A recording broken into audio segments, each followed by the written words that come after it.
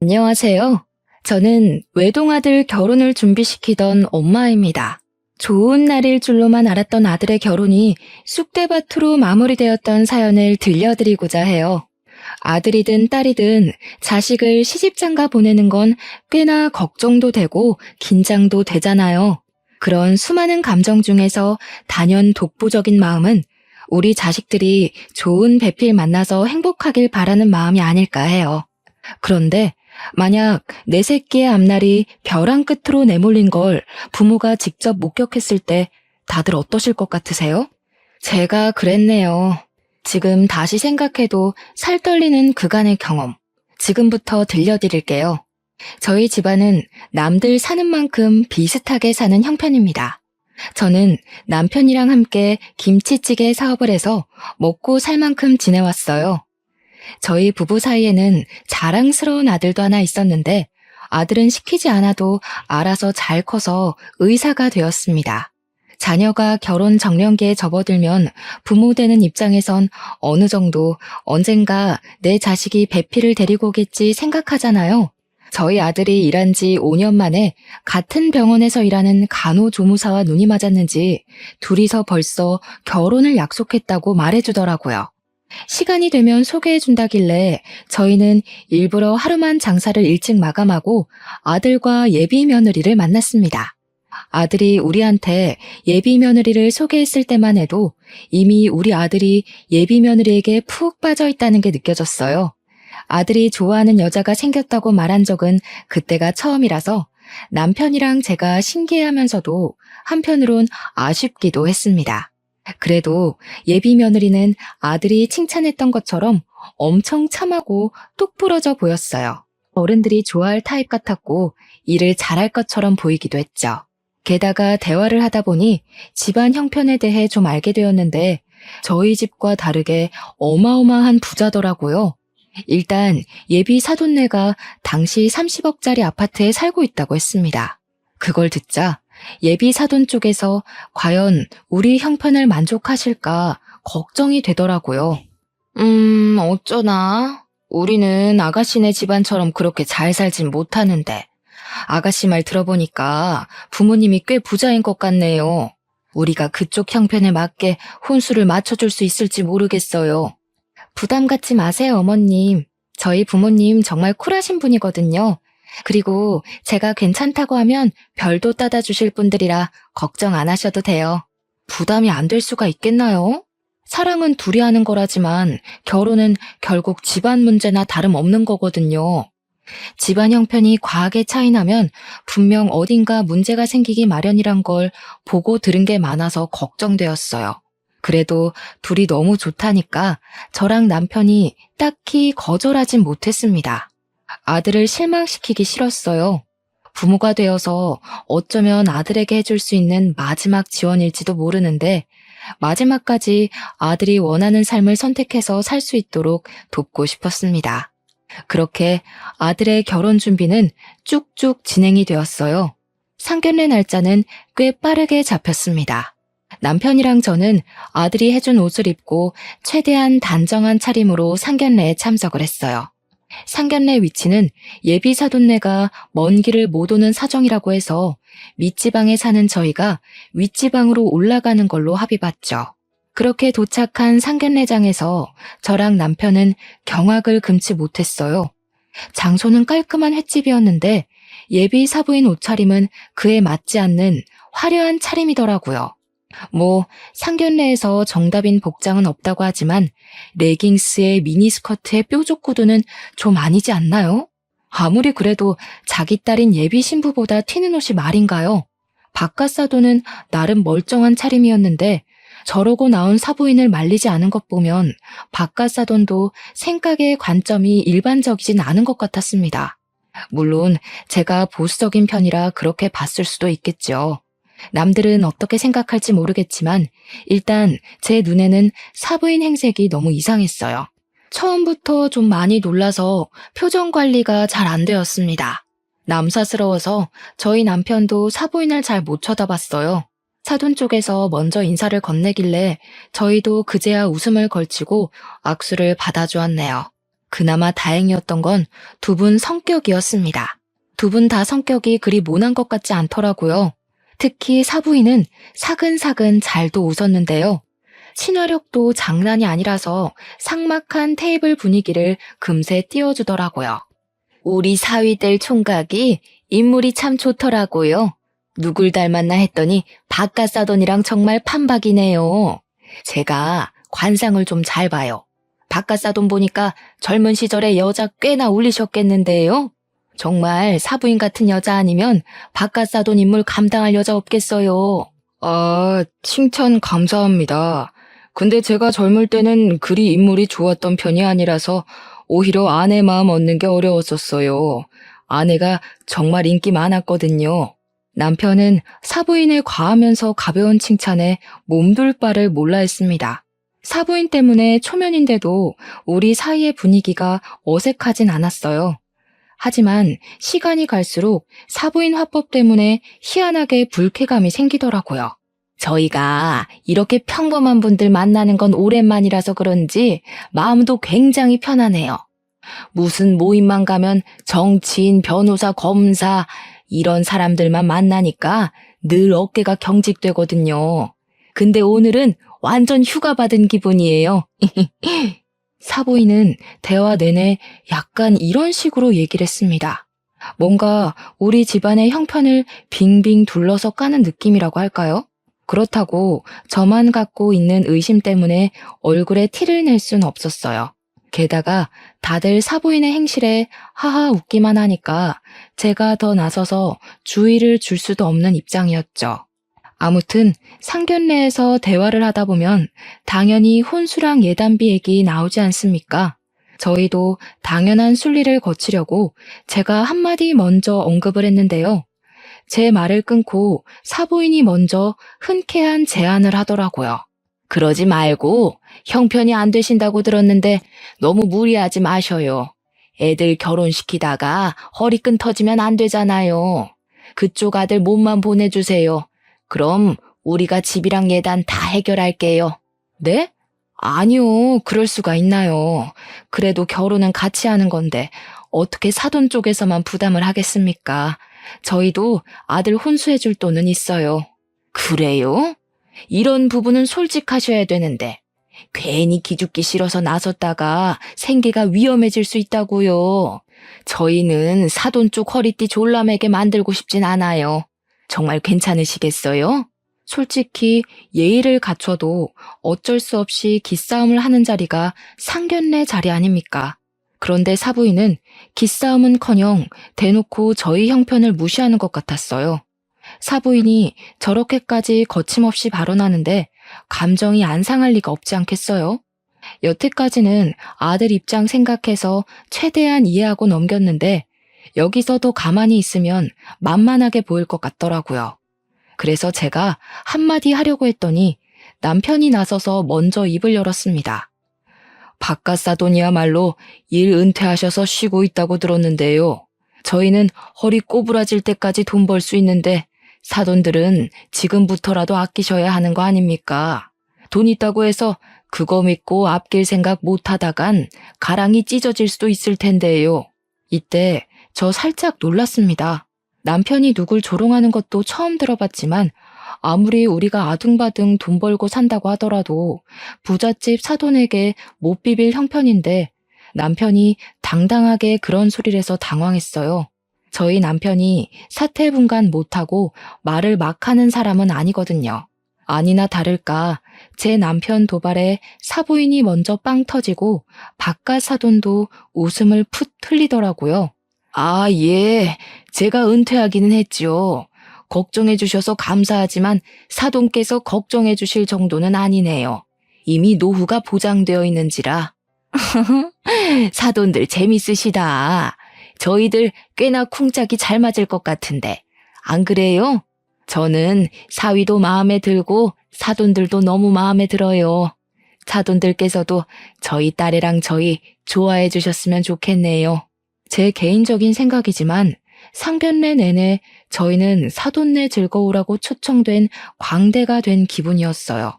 그렇게 이상한 기싸움만 주고받다가 얼렁뚱땅 상견례가 마무리되어 버렸습니다. 다시 지방으로 돌아가는 길이었는데 너무 기가 빨려서 잠만 잤네요.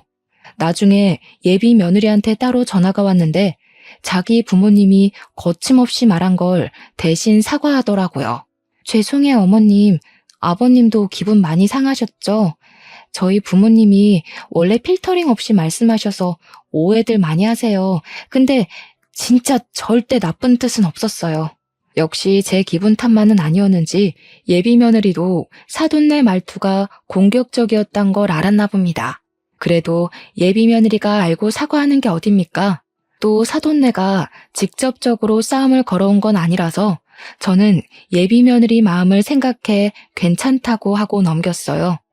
그런데 상견례가 끝나고 며칠 뒤 예상치 못한 문제가 발생해 버렸어요. 사부인이 갑자기 우리 식당 찾아와 웬 봉투 건네더라고요. 연락 없이 먼 길을 찾아온 것도 당황스러운데 인사 한마디 덜렁하고는 설명도 없이 봉투를 주길래 얼떨떨했어요. 이게 뭐냐고 물으면서 봉투를 열어봤더니 혼수 목록, 혼수 받을 사람 목록, 혼수 예산 구입비 등이 정리된 편지더라고요. 아들 몸만 보내는 거 싫다면서요.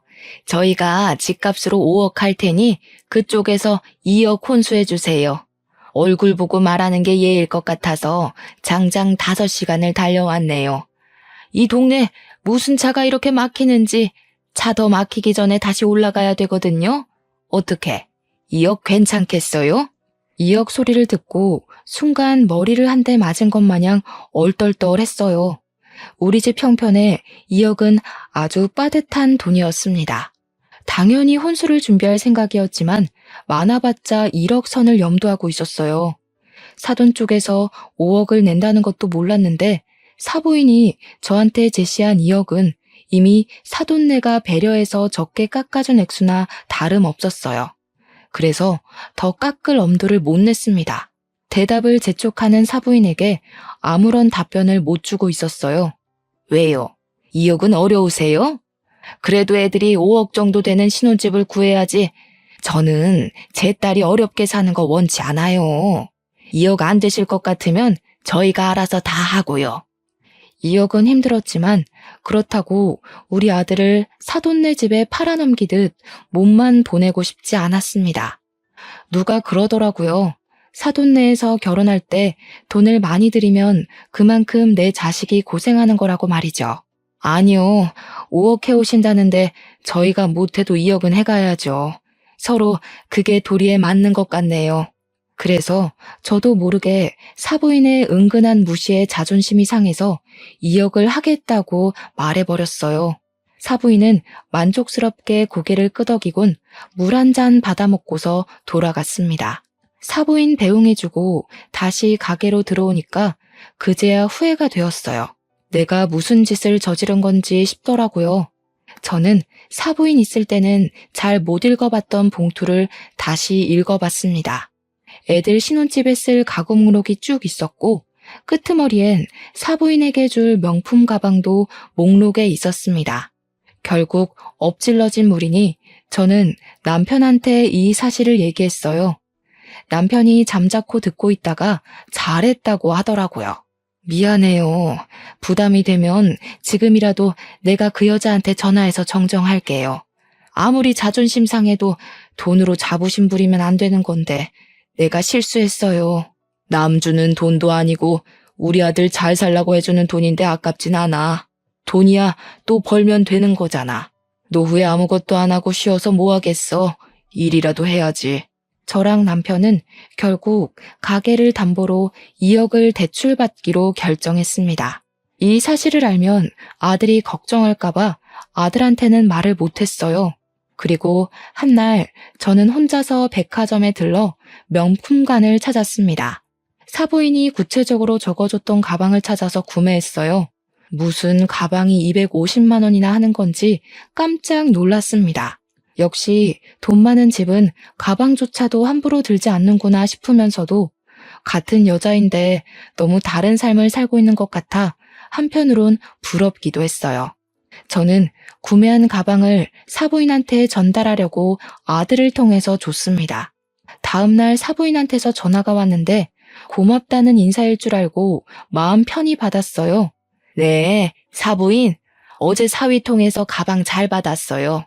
그런데 좀 문제가 생겨서요. 이 가방 말고 다른 가방을 받고 싶은데요. 예상치 못했던 반응이라서 저는 전화를 받고도 네네? 거리기만 했습니다. 아니, 제 친구들이 하도 성화를 부리더라고요. 하나이는 귀한 딸 보내면서 고작 250만 원짜리 가방 받냐고요. 저 모임 가서 얘기했다가 바보 됐잖아요. 제가 문자로 링크 보내놨으니까 그 가방으로 좀 부탁해요. 이 가방은 사위 통해서 다시 돌려드릴게요. 사부인은 친구 말을 듣고 더 비싼 브랜드의 가방으로 의견을 바꾸었습니다. 사부인이 다시 보내준 다른 가방은 무려 500만 원짜리였어요. 똥개 훈련시키는 것도 아니고 이랬다 저랬다 하는 사부인의 태도가 또 무례하게 느껴져서 화가 났지만 이걸 뭐라고 할 수도 없었던 게 사돈네에서 5억을 해온다고 한 이유도 있었고 또 사부인이 2억 혼수비에 맞춰서 요구하고 있는 거라 따지지도 못했어요. 결국 저는 가방을 바꿔주었습니다. 환불하고 다른 가방 다시 사는 건 아들이 직접 해줬어요.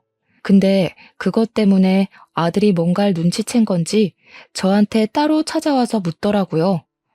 엄마, 혹시 처가 쪽 때문에 곤란한 일 있어? 나한테 숨기는 거 있어 보여서 갈수록 엄마 표정이 안 좋아 보여.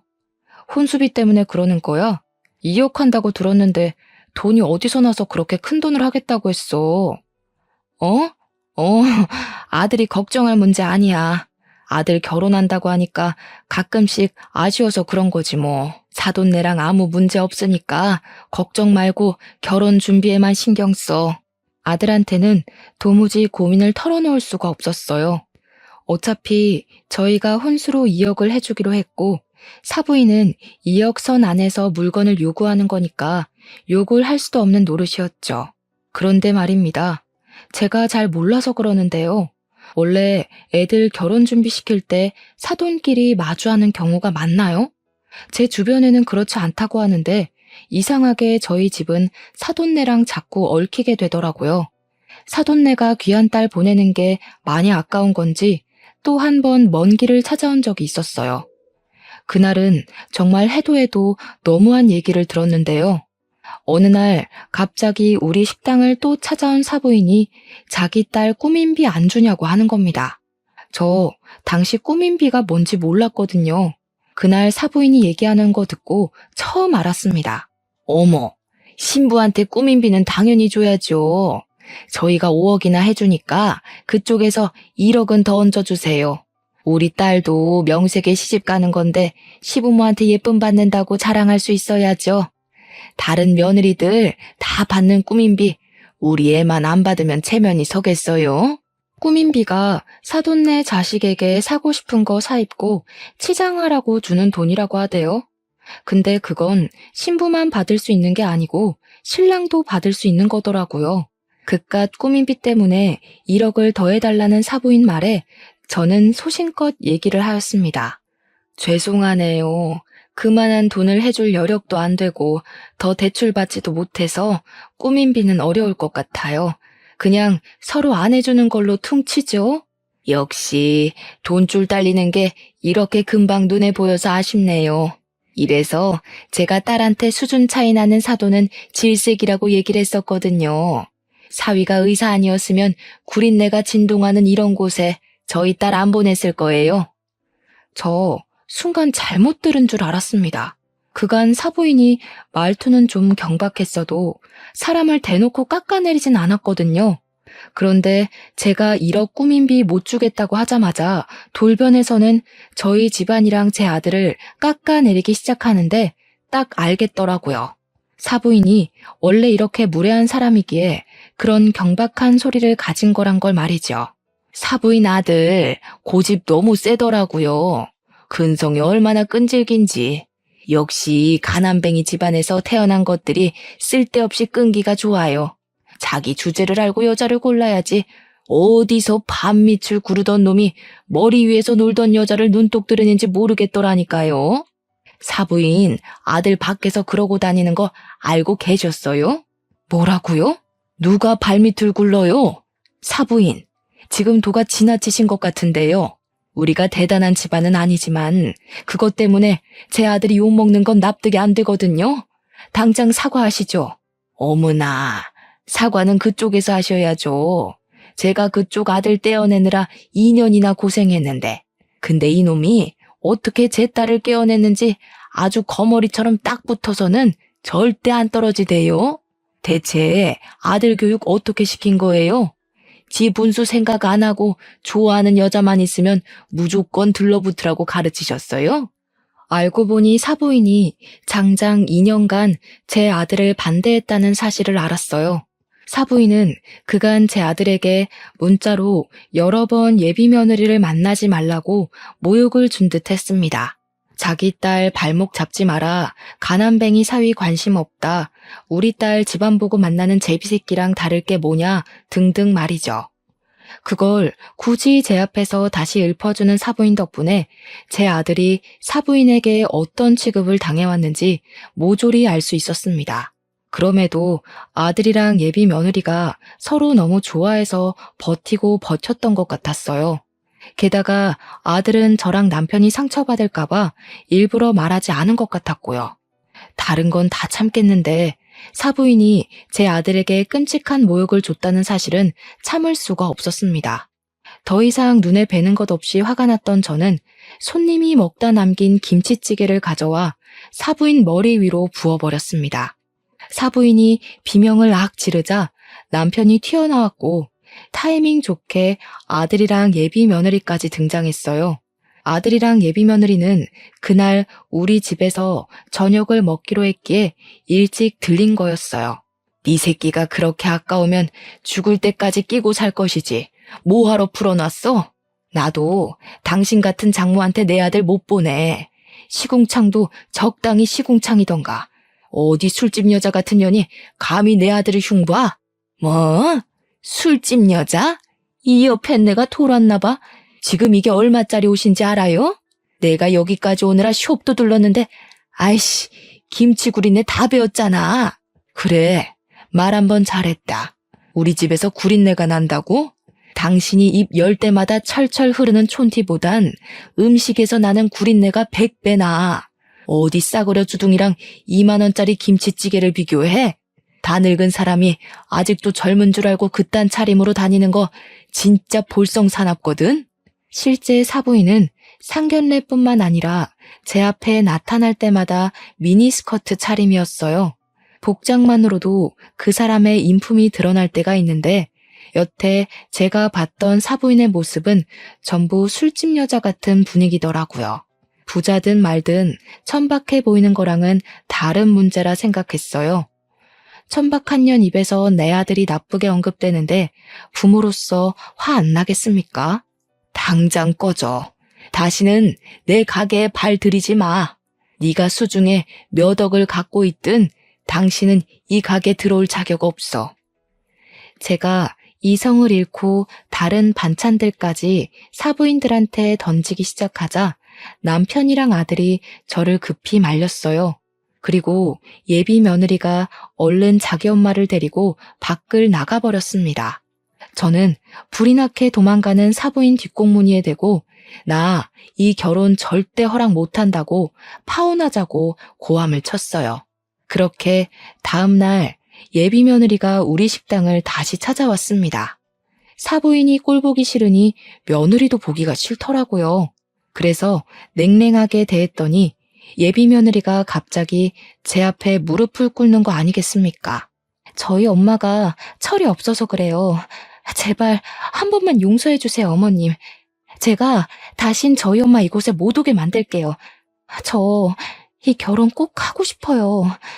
너네 엄마가 장장 2년 동안 내 아들을 사람 취급도 안 했다면서 내가 정신 나갔다고 그런 집에 내 아들을 사위로 보내겠니? 이렇게 문제가 되기 전에 진작에 네 엄마 말렸어야지. 이미 내 아들한테 상처 다 줘놓고 앞으로는 안 그러겠다고? 그걸 내가 어떻게 믿어? 죄송해요. 정말 한 번만 믿어주세요. 저 오빠랑 결혼 못하면 죽어요. 어머님이 시키는 건 뭐든 다 할게요. 결혼만은 제발 무르지 말아주세요. 저 한 번도 예비 며느리에게 언성을 높인 적이 없는데 그날은 좀 따끔하게 혼을 냈습니다. 예비 며느리는 제 아들을 정말 사랑하고 있다고, 이대로 파혼할 수 없다고 계속 싹싹 빌었어요. 솔직히 사부인이 문제지 며느리는 잘못이 없잖아요. 하루도 아니고 매일 찾아와서 손이 발이 되도록 싹싹 비는 며느리 때문에 마음이 약해진 저는 결국 못 이기고 봐주게 되었어요. 물론 결혼 허락하는 대신 사부인더러 내 앞에 와서 직접 사과하라고 시켰죠. 며느리가 그러겠다고 고개를 연신 끄덕이더군요. 그리고 며칠 뒤 사부인뿐만 아니라 박가 사돈까지 우리 식당을 찾아왔습니다. 예비 며느리랑 아들까지도 퇴근하고 김치찌개 집으로 모였어요. 저랑 남편은 식당을 일찍 마감하고 다 같이 식사하는 시간을 가졌죠. 가벼운 안부 인사를 나누는데 어째 상견례 때보다 더 어색했습니다. 가족들이 저랑 사부인의 눈치를 많이 봤어요. 그리고 사부인은 우리 가게 들어와서 한 번도 저를 제대로 쳐다본 적이 없죠. 식구들한테 한 소리 듣기라도 했는지 늘 기세등등한 모습도 없었고 복장도 꼴불견 같던 미니스커트가 아닌 얌전한 롱스커트였어요. 이렇게 대면대면 하려고 마련한 자리 아닌 줄 아니까 제가 먼저 사돈네 오는 길 피곤하지 않았냐고 물었습니다. 그 순간을 기점으로 식구들이 한두 마디씩 던졌어요. 주로 애들이 적막한 분위기 풀어주려고 적극적인 태도를 보이곤 했습니다. 그렇게 심심찮은 대화를 나눈 뒤 다들 숟가락을 들었어요. 그런데 식사를 하는 동안 예비 며느리가 사부인에게 사과하라며 손가락으로 은근히 재촉을 하더라고요. 사부인은 꼼짝도 안 하고 있다가 결국 바깥사돈의 눈초리까지 한번 받고서 사과했습니다. 미안합니다, 사부인. 제가 생각이 짧아서 실언을 했어요. 정말 미안해요. 우리 문제 때문에 애들 앞날을 방해할 순 없잖아요. 그건 같은 부모로서 이해할 거라고 생각해요. 다신 제가 실언하는 일 없을 거예요. 한 번만 너그럽게 봐주세요. 사부인은 식사 자리에서 진심으로 고개를 숙였습니다.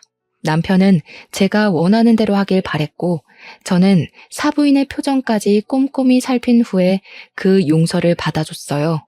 저도 감정에 앞서서 몹쓸 짓을 해버렸네요. 옷 다 버렸을 텐데 혹시 세탁비 필요하면 드릴게요. 아니에요. 세탁비는 무슨... 제가 기만한 행동을 한 건데요. 집에 가서 곰곰이 생각해보니 사부인께서 당연히 기분 나쁠 만했더라고요.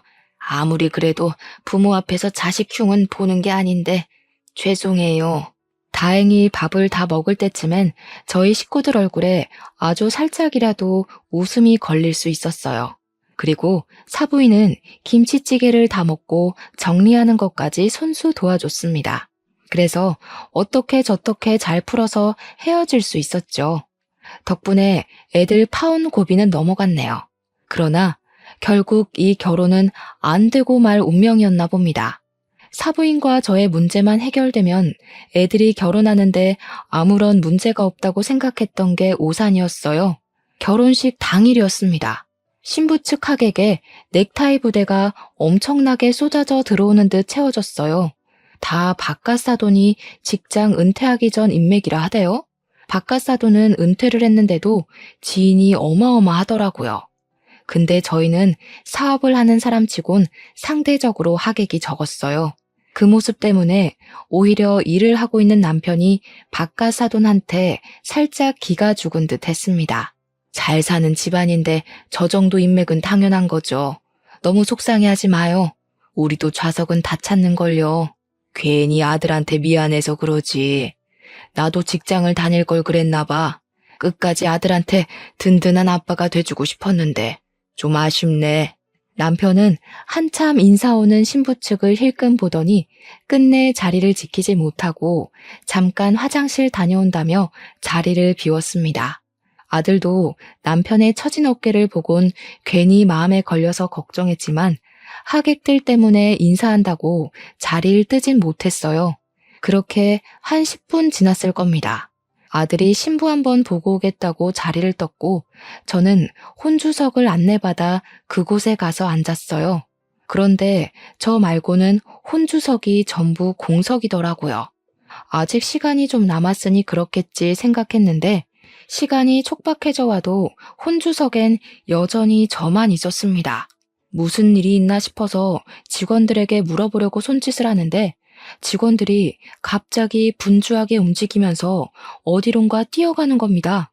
그리고 금세 산만해진 하객 측에서는 싸운다! 라고 웅성대는 소리가 나기 시작했어요. 싸운다는 말에 놀라서 저도 뛰어나갔습니다. 신부 대기실 앞이 엄청 복잡하더라고요. 저는 그런 인파를 뚫고 들어갔다가 충격적인 장면을 보았어요. 제 아들은 울고 있었고 아들 앞으로 사돈들과 며느리까지 무릎을 꿇고 앉아서 빌고 있는 거 아니겠어요? 남편은 어딜 간 건지 보이지 않았습니다. 그 장면을 보고 안 놀랄 사람 어디 있겠습니까? 정말 깜짝 놀라서 급히 아들 곁으로 갔더니 사부인이 아들 다리를 붙잡으며 살려달라고 하는 걸 들었어요. 제가 나타나자 사부인이 갑자기 제 다리를 잡으며 넙죽 엎드리더라고요. 사부인, 다 우리 잘못이니까 제발 이 결혼은 취소하지 말아줘요. 저희가 다 잘못했어요. 평생 사돈 내 빚 갚으면서 살게요. 제발 우리 딸 인생만 안 망치게 해주세요. 무슨 소린지 몰라서 저는 그저 멀뚱히 서 있기만 했습니다. 그러자 아들이 제게 종이 사진을 보여주더라고요. 그 사진 안에는 죄수복을 입고 있는 사부인과 유흥업소 사장 일을 하고 있는 바깥 사돈의 모습이 담겨 있었어요. 말도 안 되는 사진을 보면서 이게 어떻게 된 거냐고 아들한테 물었더니 사부인이 원래 업소녀인데 손님에게 사기쳐서 돈 타먹는 걸로 모자라 같은 업소녀들에게도 사기를 쳐서 깜빵을 다녀온 전적이 있다대요. 사부인 때문에 사업장 망해서 빚쟁이가 된 사장은 사부인이 출소할 때까지 기다렸다가 목숨까지 위협하면서 사부인한테 돈 갚으라 협박을 했대요. 근데 사부인은 죗값 치르고 왔는데도 정신 못 차리고 또 사기칠 계획을 했다는 겁니다. 사부인이 사장에게 돈 왕창 벌게 해주겠다고 꼬시고 그 이후론 바깥 사돈이랑 같이 협력해서 쌍으로 사기를 쳤다더라고요. 그렇게 세트로 살아오는 동안에 생긴 아이가 바로 예비 며느리라고 하더군요. 당시 생각지도 못한 아이가 생기자 사돈들은 아이를 버릴까 하다가 아이까지 사기에 이용하기로 했고 며느리는 자라면서 다양한 용도로 부부 사기단의 도구로 사용되었다는 겁니다. 며느리가 성인이 되고 나서는 사위될 사람을 건져서 돈을 빼먹으려고 했다네요. 그 사위로 두 번째 지목된 남자가 바로 우리 아들이었어요. 우리 아들이 그 미끼에 걸려든 거였죠. 이 사실은 지난 과거, 사부인 때문에 사기당했던 같은 업소녀들이 사부인 잘 먹고 잘 사는 꼴 방해하려고 나타나서 다 밝혔던 거랍니다. 그러니까 여태 사돈네가 저희 앞에서 떵떵거리고 비웃었던 모든 모습들이 거짓이라는 거예요. 기가 막혔던 저는 제 다리를 붙잡고 있는 사부인을 냅다 차버렸어요. 그럼 그지 새끼들이란 거잖아. 술집년같이 생겼다 했더니 진짜 술집년이었어요? 가진 것도 없으면서 어떻게 그런 배짱을 가질 수가 있어요? 우리 집 돈 훔쳐간 걸로 모자라 우리 시간도 진심도 다 기만하신 거네요. 잘 됐네. 이번엔 초범이 아니라서 깜빵밥 길게 먹을 수 있겠어요. 아니에요, 사부인. 저희 이번 결혼하면 나쁜 짓 다 청산하기로 했다고요. 모르는 사람들 말 믿지 말고 저희 말을 믿어주셔야죠. 그쪽들 과거 잘못 청산하라고 내 아들 결혼시키는 거 아니거든요. 그러고 보니 당신네 딸도 참 웃기네요. 다 알면서 어쩜 그렇게 내 아들 사랑한다고 잘도 질질 짰을까. 부모한테 배운 게 사기치는 것밖에 없어서 몸에 배웠나 보죠? 새파랗게 어린 년이 벌써부터 지 무덤 팔짓이나 하고 말이야. 나 원참 어이가 없어서. 어머님, 저는 모르는 일이에요. 저는 정말 오빠 사랑했어요. 엄마 아빠가 사기친 거지 저랑은 관련 없는 일이라고요. 끝까지 자기 잘못을 부정하는 예비 며느리의 태도가 저를 더 화나게 했습니다. 예비 며느리가 어머님 하면서 또 질질 짜길래 저는 사부인 목에 걸려있는 스카프 잡아 빼서 며느리 얼굴에 던져주었어요. 딸 인생 망치지 말라고요? 지금 딸 인생을 누구한테 맡기는 거예요? 딸 인생 살리고 싶으면 자식을 낳는 순간 정신 차리고 똑바로 살았어야지. 앞으로 그쪽 내 딸이 불행한 건 전부 당신들 탓인 거야. 나도 내 아들 인생 살리려고 쓰레기 거르는 거니까 당장 꺼져. 사돈들은 이 상황을 돌이킬 수 있을 거라 생각을 하는 건지 계속해서 사과만 했습니다. 이렇게 소란스러운 와중에도 남편은 어디 간 건지 도통 모습을 안 드러냈어요. 저라도 아들을 지키고자 아들을 데리고 신부 대기실을 나왔습니다. 그러자 남편이 경찰과 함께 엘리베이터에서 내리더라고요. 저희 뒤따라 나온 사돈들에게 삿대질을 하면서 경찰더러 저 사기꾼들 잡아달라고 부탁하고 있었어요. 내가 진짜 설마 했다. 그런데 하객고용으로 인맥 속인 걸로 모자라 집까지 사기를 쳤어? 경찰 선생님, 저놈들 저거 한두 번 해본 솜씨 아닐 거예요. 당장 저 사기꾼들 잡아가 주세요. 경찰들은 막 도망치려는 사돈들과 며느리를 붙잡았어요. 저랑 아들은 남편에게 상황을 물었습니다. 그랬더니 남편이 하객 받다 말고 화장실을 갔을 때 무슨 얘기를 들었다고 하더라고요. 신부 측에서 넥타이 부대 전체를 하객 아르바이트로 고용했는데 고용하게 된 이유가 바깥 사돈이 우리 남편 번듯한 사업하고 있는 거에 기죽지 않으려고 되레 우리 남편 길을 꺾어주고 싶어서 그랬다네요. 그 사담을 듣고 바깥 사돈의 신원이 의심스러웠던 남편은 아는 지인 부동산에 개인적으로 전화해서 사돈이 산다는 아파트 주인이 누군지 알려달라고 부탁했다 했습니다.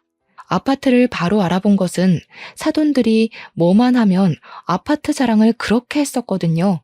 그 아파트가 워낙 유명해서 사돈네 동네에선 그 아파트 이름 대면 부자라는 게 증명이 되는 셈이라더라고요. 그래서 남편이 가장 먼저 부동산을 알아봤던 겁니다. 남편 지인은 아는 사람 부동산을 건너 2달이 넘긴 부동산을 연결하여 집주인을 알아봐줬어요. 황당하게도 사돈네가 산다는 아파트엔 집주인이 따로 있었습니다.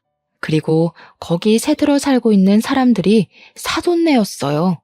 그러니까 이런 거죠. 사돈네는 우리한테 집안 재력을 속이기 위해 단기로 이사를 했던 겁니다. 아들이 자기 처가에 인사 간다고 한번 들어가 봤다던 그 30억짜리 아파트는 그들이 빚을 내서 보증금 3억에 월세 400만 원으로 들어가 있던 거였어요. 심지어 빚을 낸 것도 다 사채라네요. 일부는 우리한테 돈을 빼내서 갚았다더군요. 그리고 나머지 빚은 애들 결혼시킨 뒤에 저랑 남편의 자존심을 좀 더 긁어서 계속 돈을 빼낼 작정을 했던 겁니다. 너무 기가 막혀서 저는 경찰들이 연행해 가는 그들 앞길을 막았어요. 그리곤 불쌍한 척하는 사부인의 얼굴을 한 대 때려줬습니다. 하고 사는 꼴이 정말 치가 떨리게 한심하네요. 깜빵 가서 되도록 오랫동안 안 나왔으면 좋겠어요. 딸 생각 조금이라도 한다면 제발 싸구려 짓 좀 그만하고 정신 차리세요. 사부인은 이미 경찰이 등장한 이상 저에게 사과할 필요를 못 느낀 건지 제게 덤비려고 몸부림을 쳐댔어요. 경찰이 잡고 있지 않았다면 그 기다란 손톱 때문에 얼굴에 상처가 생겼을 겁니다. 결국 감당 안 되는 몸부림 때문에 경찰들이 사부인을 끌고 가버렸어요. 바깥 사돈은 쪽팔린 줄 아는 건지 아무 말도 못하고 묵묵히 끌려갔습니다. 그런데 예비 며느리가 또 끈질기더라고요.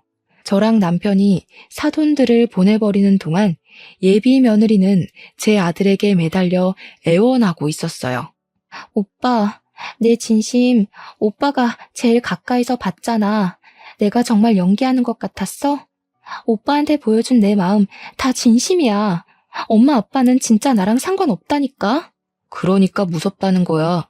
내 눈엔 네가 의심할 곳 없는 좋은 여자로 보였는데 나 만나기 전에 다른 남자 꼬드겨서 돈 빼먹었다면서 나한테 똑같은 수법으로 접근한 거 아니야?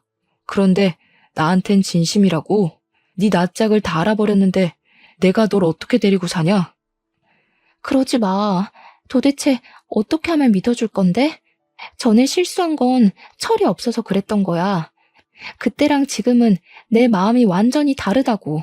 예비 며느리가 처절하게 아들을 붙잡고 우는데도 그런 며느리를 보는 아들의 시선은 이미 싸늘했습니다. 아들은 곧 며느리 목에 걸린 목걸이를 사정없이 잡아 뺐어요. 그 목걸이도 분명 우리 집에서 해준 혼수비에서 해먹었을 거거든요. 너 같은 싸구려한텐 명품 목걸이가 안 어울린다. 너한테 놀 하나 줄 생각 없으니까 징역 살고 나오면 다른 놈 노려. 네 부모나 너나 다시 한 번 더 우리 가족 눈에 띄면 2배, 3배로 갚아줄 테니까 각오하고. 아들이 그대로 돌아서자 경찰이 알아서 예비 며느리를 잡아갔어요. 실내에서 쩌렁쩌렁 울리는 예비 며느리 목소리 때문에 다른 하객들까지 인상을 찌푸렸습니다. 그렇게 잡혀간 그 사람들은 전적까지 곱빼기로 쳐서 사귀제 형벌을 받게 되었어요. 부디 그 안에서 오래오래 살길 바랄 뿐입니다. 저희는 일상을 회복했어요. 물론 겉으로는 그렇죠. 이미 상처받은 마음을 완전히 회복하는 것이 참 어렵더라고요. 특히 우리 아들 속이 말이 아닌 것 같았어요. 아들이 예비 며느리를 처음 소개해 주었을 때 예비 며느리를 보던 아들 눈빛을 아직도 기억하고 있는데요.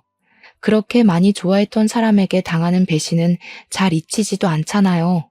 하필 결혼할 만큼 사랑한 사람이 엉망진창이었다는 게 아들에겐 꽤 큰 상처로 남을 것 같습니다.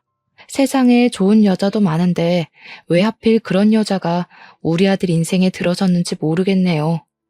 아들이 부디 그날의 상처를 잘 극복해서 그저 지나가는 일일 뿐이라는 걸 알았으면 좋겠습니다. 여기까진 안 좋은 현실을 말씀드렸지만 저희 집안에 우환만 있었던 건 또 아니에요. 그날 결혼식이 그렇게 엎어졌는데 사람들이 휴대폰으로 다 찍어서 그런가 SNS에 이슈가 되었더라고요. 근데 저희 식당까지 그 이슈를 타서 객지 사람들이 응원차 저희 식당을 방문해주고 있어요. 저랑 남편 김치찌개 사업하면서 이렇게 눈코 뜰 새 없이 바쁘게 장사해본 거 처음입니다.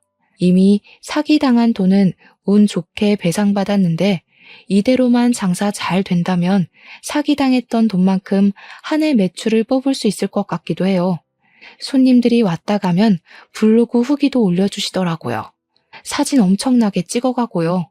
인터넷에 우리 가게 검색해서 블로그 슬쩍 보면 댓글에 저희 가게를 아는 체 하면서 안부를 궁금해하는 분들도 종종 계셨어요. 남의 일인데 그렇게까지 마음 써주는 분들이 있어서 또 여러 번 위로를 받네요. 사기당하고 나서 저희 식구끼리 서로 위안하는 것만으론 한계가 있었는데 많은 사람들이 저희 사정을 응원해주니까 그래도 빠르게 마음이 편해지는 것 같더라고요. 언론의 힘이 새삼 대단하다는 걸 요즘 많이 느끼네요. 우리 아들이 혼인신고하기 전에 구덩이에서 빠져나올 수 있어서 얼마나 다행인지 모릅니다. 인생 액땜을 했다고 생각하고 앞으론 더 열심히 신중하게 살아가야겠어요. 다른 사람 조심하셔요. 제 사연 들어주셔서 감사합니다.